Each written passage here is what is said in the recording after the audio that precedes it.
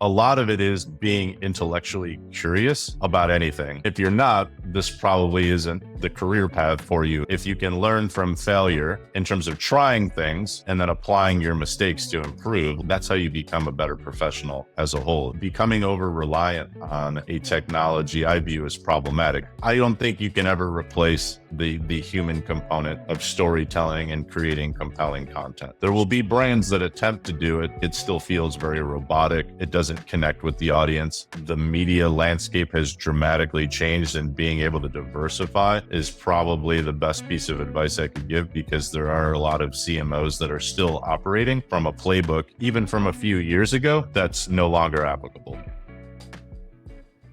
Welcome to the Pantrium podcast.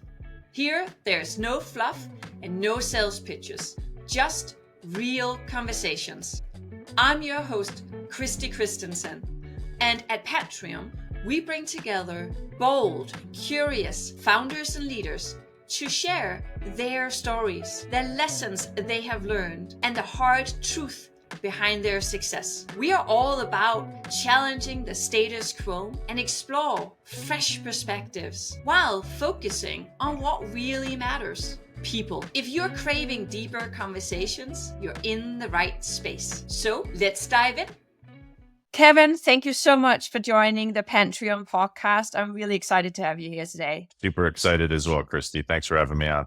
Of course. And just before each podcast, I ask our guests to share a little bit of a fun fact as they introduce themselves. So, Kevin, what's your fun fact? So my fun fact is I love playing street hockey. I've played outdoor ball hockey for probably the last 15 years of my life. And I'm actually in kind of a league, if you will, where we play games every week as well, and trying to stay as active as I can, but love playing hockey and wish I was an ice hockey player, but never could skate that well. Are you then on roller skates or just running around in sneakers? Just running.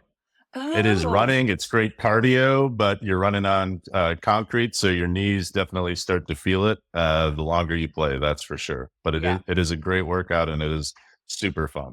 Awesome. And we had a previous conversation leading into this, and I think if you don't mind, share a little bit about your career, your journey, and where you are today. Absolutely. I've worked in the communications field, strategic communications, now for close to 25 years. I really started my career thinking I was going to be a sports broadcaster out of college. Really wanted to kind of announce games and do that, but I quickly realized that, wow, like a lot of people want to do this, and it's a pretty hard gig to find. So I gravitated into the field of public relations and communications, spent some time working on Wall Street, and really enjoyed the financial communication side of things. And fast forward to today, I'm working as a strategic comms consultant for a variety of companies, whether it's in the blockchain sphere, financial technology, banks and credit unions, cybersecurity, which is now, really important these days with breaches making the news. And have really kind of built up kind of a strong Rolodex, if you will, of clients in that space, and love the intersection of finance and technology. What has been your biggest learning for your career? I think a great question. I would say the greatest learning would be kind of being nimble and flexible in terms of how you are learning and taking in information and being able to spot trends as well. One of the kind of bigger components of working in communications is storytelling. And so a lot of it is that eye to see what a story is, to notice a trend as well. I think early in my career, it was, you were kind of viewing things very much in black and white.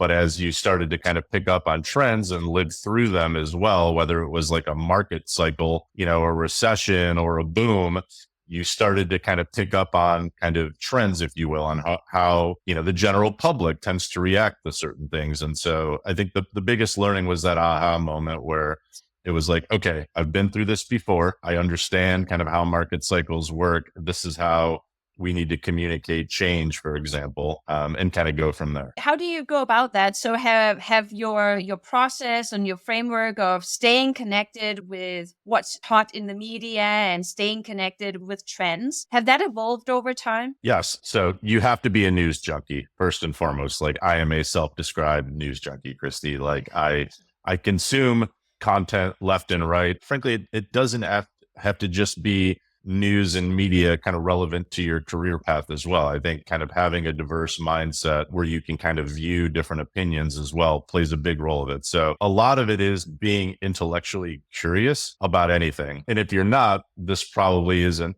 the career path, if you will, for you as well. And so I think a lot of it is kind of possessing that intellectual curiosity, stoking in the news as well, but then being able to kind of, whether it's poke holes and seeing maybe where soft spots are in certain components of stories, like, hey, this hasn't really been reported on. Here's a unique angle that you could consider. But thinking that way, I think, has really kind of changed how I've progressed in my career, as well as building relationships as well with specific media where you get a good feel for how they're typically writing stories and what they might be looking for as well. So you learn in many ways, Christy, think like a journalist too, which I think working in comms, you kind of have to possess that as well. Yeah. And I guess for those people who are not in communications or PR or have had a flair for journalism, can you share a little bit more about what does that actually mean and what does that curiosity from a storytelling perspective entail? I think this is the cool thing about working in communications. It brings people from all different walks of life and backgrounds as well. So it's a great question. And I think the mindset of being curious is first and foremost. And a lot of it is just having really a kind of a desire to read and to learn and to ask lots of questions. And so, for someone that might not even have a background in communications, first and foremost, it's, being able to kind of read, ask questions, and do the actual research, whether it's trend spotting, whether it's, if you wanted to become a better gardener, you're going to obviously learn to read how to garden, how to plant, et cetera. So a lot of it is applying that knowledge and then firsthand kind of getting into that skill set too, with looking at case studies and other examples as well. But a lot of it, frankly, is effort and desire. I mean, it's much like anything that you're passionate about. If you're not passionate about learning or asking questions, then likely this isn't a fit for you.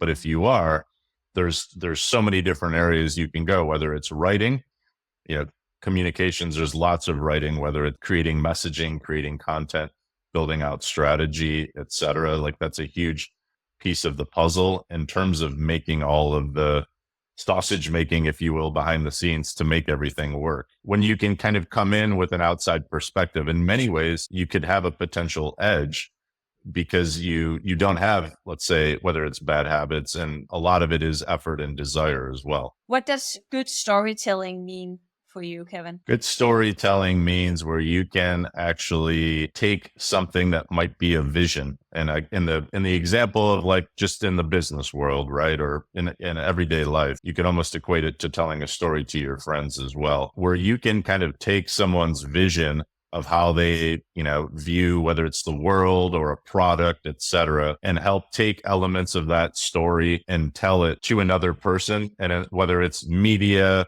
it could be an analyst, a blogger, a YouTuber, it could be your friend down the street. But where you can do that and communicate in an interesting way, the actual story arc of, in many ways, here's why this is important to you, my listener.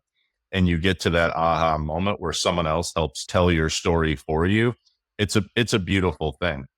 And, we're inundated daily with content and messages, and a lot of it is advertising, right? You're listening to something, but that ultimately a company or a person is paying for the opportunity for that airtime. Storytelling is a different beast in its own right, because someone else is telling that story for you as well. And so when that happens, whether it's a journalist, a blogger, TV show, et cetera, it becomes a wonderful thing that has staying power. It's more credible, it's more believable, and it leads to future opportunities as well. So I look at great comedians, for example, as well, globally, here in the States, Dave Chappelle, for example, in many ways, he's a storyteller. The comedy is weaved into the story, but a lot of it is just current events where you're weaving in what's going on and then applying kind of that aha moment to keep your audience on edge. Like those are great storytellers as well. What role does communications and storytelling play when it comes to driving growth for a business? Huge role in many ways. Strategic communications, you're working with the C-suite, if you will, so that whether it's the board or the CEO of the company. And the positive side of things, we talked about storytelling. Communications is the role where you are responsible for telling the story of the company, its products and services, how customers and clients can benefit from it as well.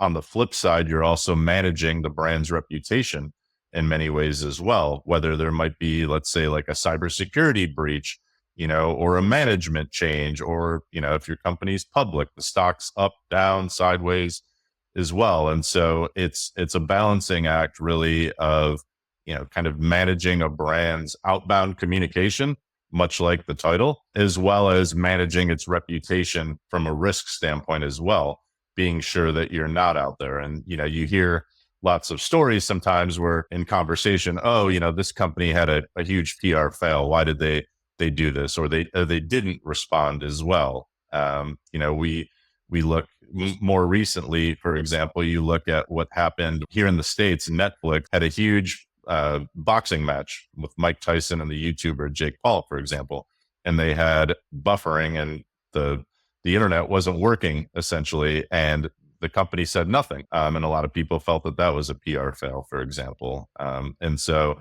I think being involved in managing kind of both sides of the coin, if you will, are a big part of it. Let's stay with the concept of failure and learning from that and growing from that.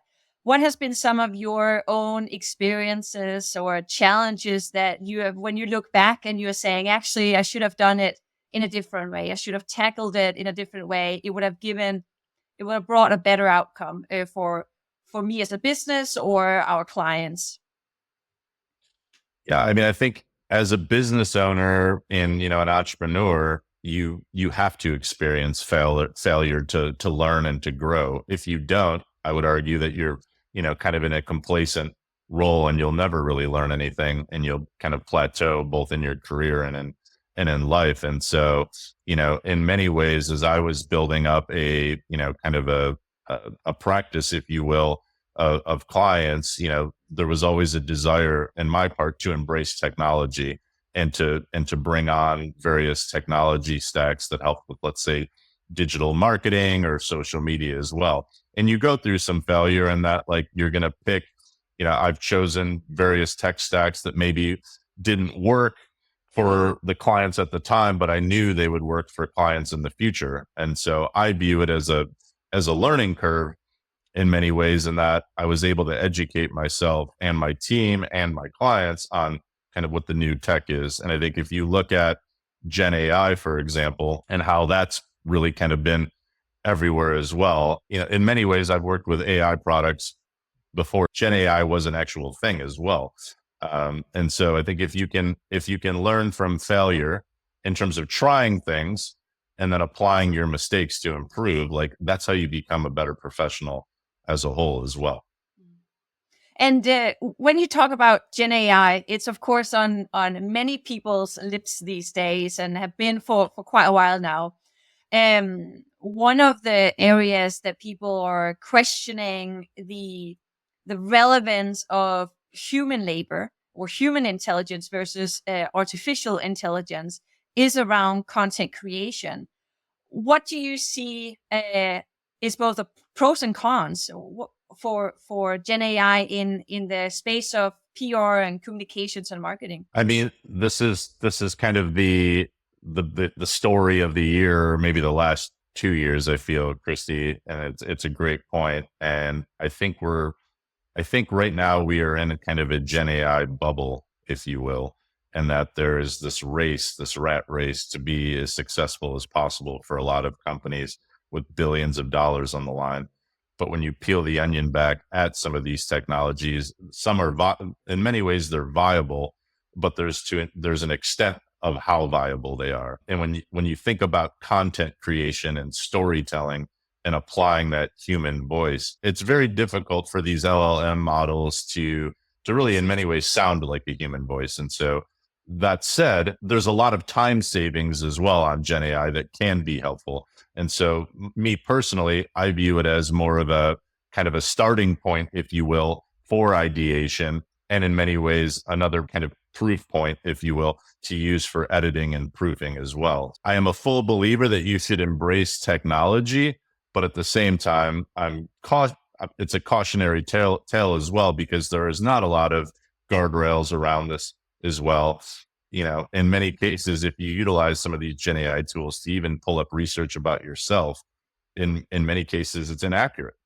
And so becoming over reliant on a technology I view as problematic. That said, there are good uses for it. I don't think you can ever replace the human component of storytelling and creating compelling content. There will be brands that attempt to do it, but to me, it still feels very robotic. It doesn't connect with the audience.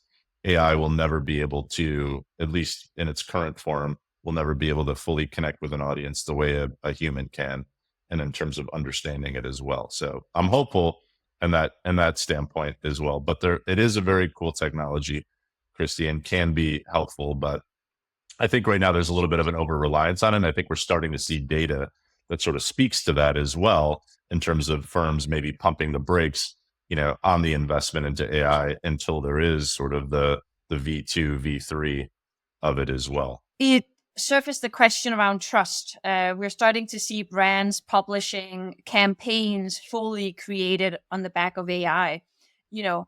Is the perspective of fake actually coming to a whole new fruition in a way? Absolutely. I mean, the volume of these deep fakes that we're all experiencing on the internet with social media as well, it's problematic because there are no guardrails yet in that regards too. So I agree with you, Christie. I think that there's going to need to be some global regulation. And in many ways, the EU tends to lead in that as well. I look back to just sort of how the email marketing landscape changed as well, starting in the EU. I think we'll start to see that as well, more so with AI, because yes, I mean, you have in many ways content out there that can influence elections, can influence wars. It's a very powerful tool, and it needs to be harnessed and, kind of viewed upon as well in that way. And I think right now we're still very much in that wild, wild west of it's a race to be first, to be best, to probably cash out as well. There's a lot of venture capital money behind this too, but we need to look at okay, what are the actual rules of the road, if you will, when it comes to Gen AI as well.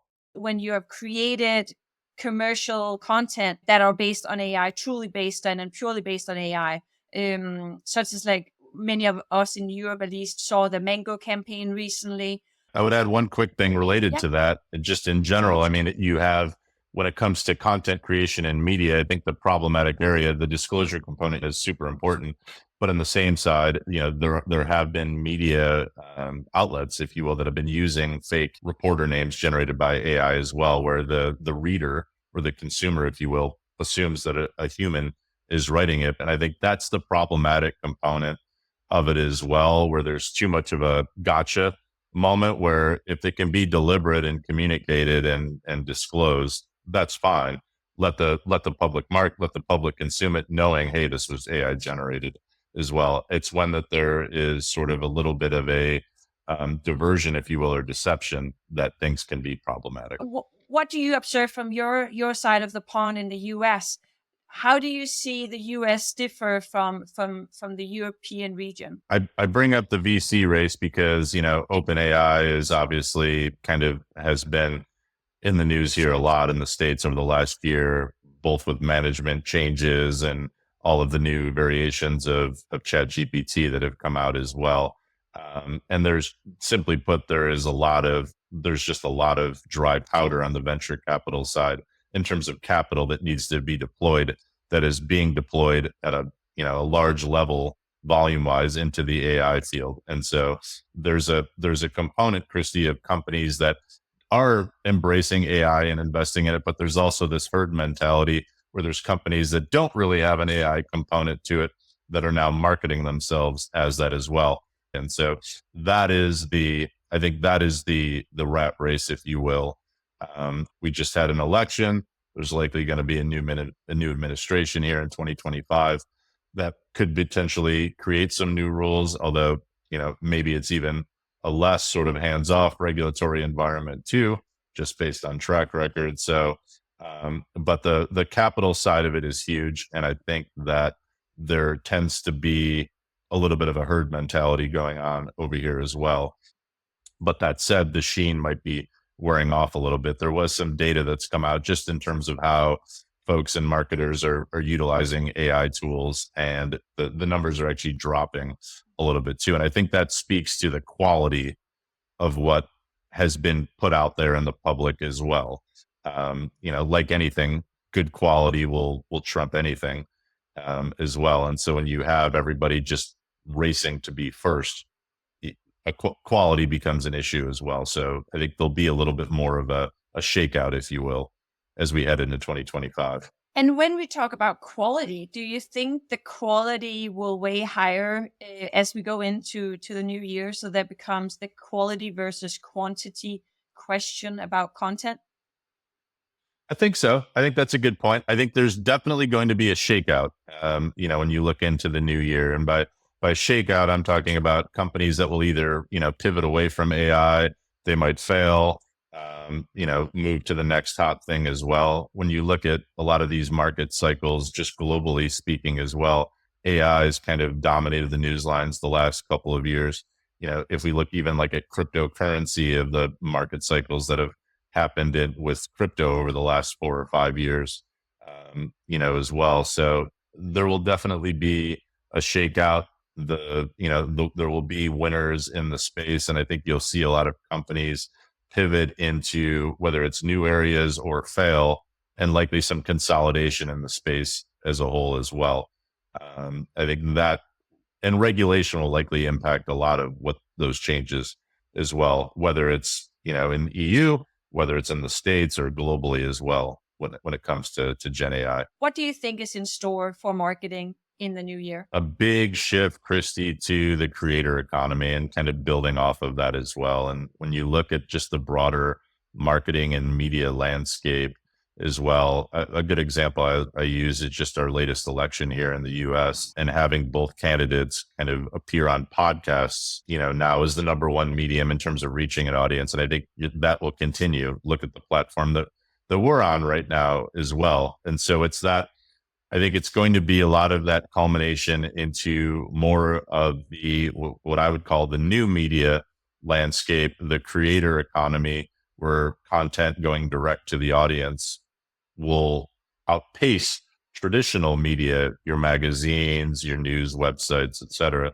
that you're being used to. And the numbers sort of speak to that as well, both in terms of consumption and where some of the energy is going in that space. So a continuation, I'd say, of non-traditional media becoming kind of the new norm, if you will, in 2025, and new mediums and social networks potentially impacting as well on that front. So, whether it's, kind of X and / Twitter evolving as well, but then there's, there have been new social platforms that continue to pick up steam. Will it be a Threads? Will Google come out with something? Will there be a variation of Meta as well? I think social tends to be kind of the bellwether now for marketing in general, in terms of reaching audiences too. And so I think an evolution of social will likely happen in 2025 as well. Looking into that and how the media landscape is changing and evolving, how do you see that will also impact the way PR and communications teams are thinking about their distribution strategies? Yeah, it changes a lot. I mean, earlier in my career, Christie, like, you would go on a media tour to a big city like a London, a New York, et cetera, and meet with, a dozen journalists that all worked in big newsrooms and big ivory tower buildings. And it was fairly straightforward. These days, whether it's a podcaster or a creator, they're, working from a shared space or at home. And so there's a ton of fragmentation. In some ways, it makes things harder from a communication standpoint, in that there's not a centralized hub of where to reach people and to, communicate your news to. but in many ways it opens the door as well, because there's a wider variety of options to be focused on as well as a communicator. And so it places more importance on, for a brand that has a comms team and a PR function, it places even more importance on that for the brand to connect with its audiences. And even with all of the Gen AI tools out there as well, this is where I feel communications as a whole becomes even more important. As the media fragments further, it creates more opportunity. But if you're just relying, let's say, on traditional media to help tell your brand story, you're missing now a huge percentage of your potential audience, particularly under the age of, let's say, 40 globally as well, where news and information is predominantly being consumed on a social platform by a podcast or YouTube show, as well. So it creates more opportunity. I think there's more creativity that can be involved in comms, where if you can, be a great storyteller, but also have a mindset of how to utilize a lot of the new tech out there, it can be a huge boon as well. If you were to give a CMO or a head of comms and one advice for next year, what would that be? I think from a macro standpoint, Christie, similar to this conversation, it's I would say to diversify, whether it's diversify your spend or your message or your audience framework as well. There still very much is a pervasive old school mentality of whether it's advertising via traditional channels or using PR and comms with traditional media channels.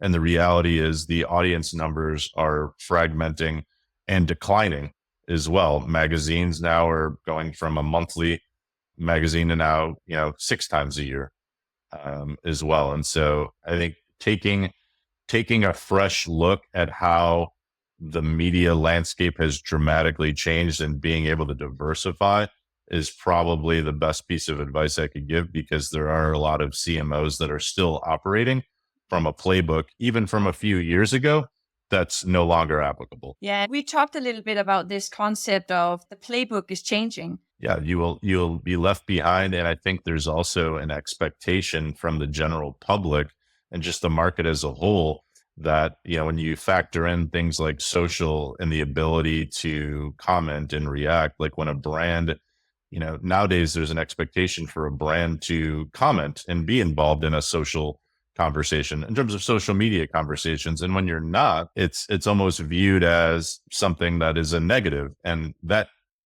whole functionality didn't exist a couple of years ago. I mean, never in a million years would you imagine, being able to, go on, let's say a podcast and have a Q&A with a celebrity and folks in the general public, or a brand CEO and the general public too. And so that connection that the new media and social media has provided now is here to stay. And when brands realize, like, wow, we need to be going back and forth, interacting with their audiences, as opposed to just pushing out messages and narratives as well. That's probably the biggest playbook change as well, is, that no comment, we're not going to touch this, spokesperson wasn't available. Like, that's problematic these days. Like, consumers are fickle, they're smart.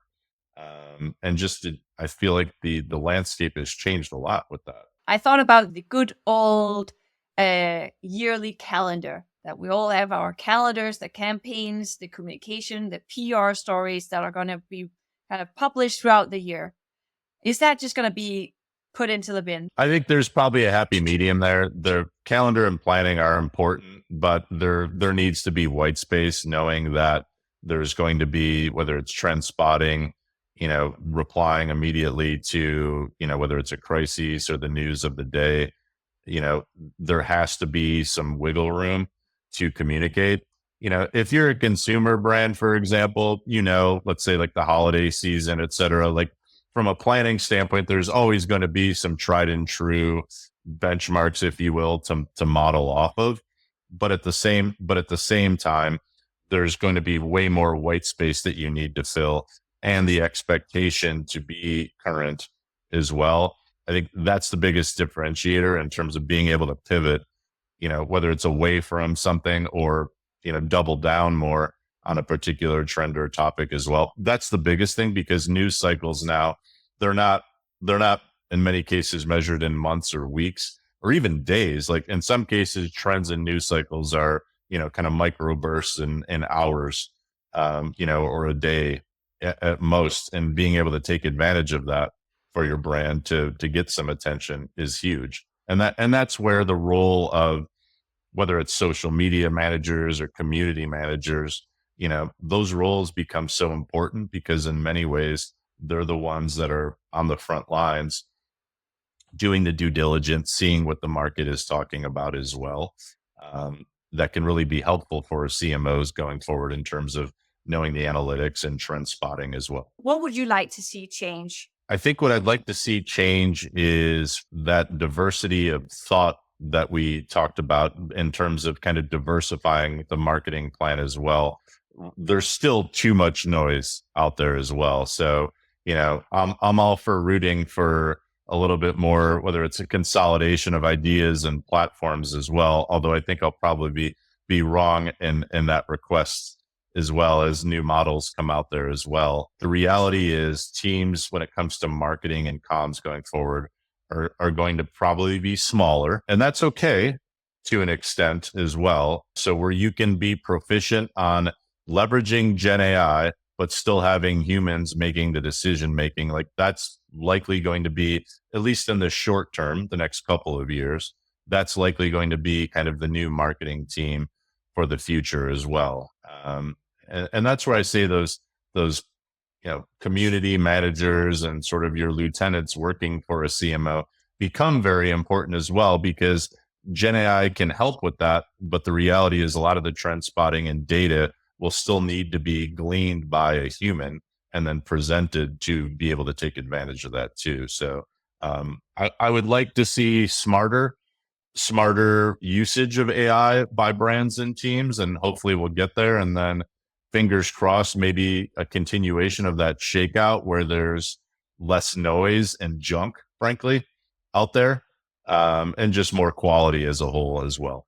Here at Pantrium, we like to be inspired by fresh perspectives and be challenged. Who are you following these days that inspire and challenge your viewpoint? Oh man, that's a good one. There's a lot to glean by what I would call some of the masters of the universe as well. And so I look at some of like the Wall Street bank CEOs, just in terms of how they're communicating their vision, whether it's BlackRock or Jamie Dimon at JP Morgan Chase as well. And so I like to look at how those folks lead, because the market usually kind of goes from there as well.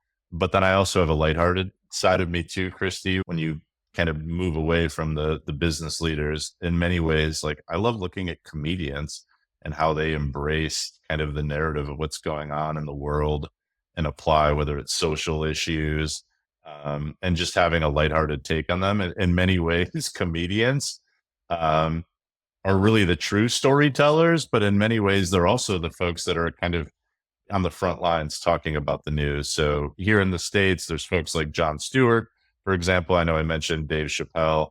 I've always enjoyed the kind of the culture, if you will, of humor and storytelling, and following those folks too, because I feel like you need to, with all the crazy things going on in the world, I feel like you have to keep a lighthearted side. And last question, are there any leaders that have really made a big impact on you through your career? There are. I mean, my early bosses when I started my career really shaped both my work ethic and kind of desire to become more interested in like financial services or the technology sphere and being creative. And I had a great college professor, Christie. It was Spanish class. Of all things, learning to speak Spanish. And, he was a big believer in traveling the world and experiencing other cultures as well. And I took that to heart, and I've enjoyed really traveling the globe as much as I can, and, seeing other cultures and experiencing life that way as well. I think this is just a recommendation to everyone. Like when you can get outside of your bubble and your worldviews and go to other places, it's a game changer, both for creativity, but also your outlook on life as well. And so I've always had a passion to learn and to travel the world as much as I can. I think that was a really good note to end on, Kevin. Absolutely. It has been absolutely pleasure. Enjoyed our conversation and so many fruitful little nuggets you shared with us. I really appreciate it. Thanks, Christy. It was fun. Thanks for having me on. If this episode gave you something to think about, I'll be really grateful if you could share this with your LinkedIn network. And to make sure you don't miss out on any new episodes, simply follow Pantrium wherever you are listening or watching. And just a note, the opinions and views shared by our guests are entirely their own and don't necessarily represent the businesses they work for. We really hope you enjoyed this episode. Until next time, bye for now.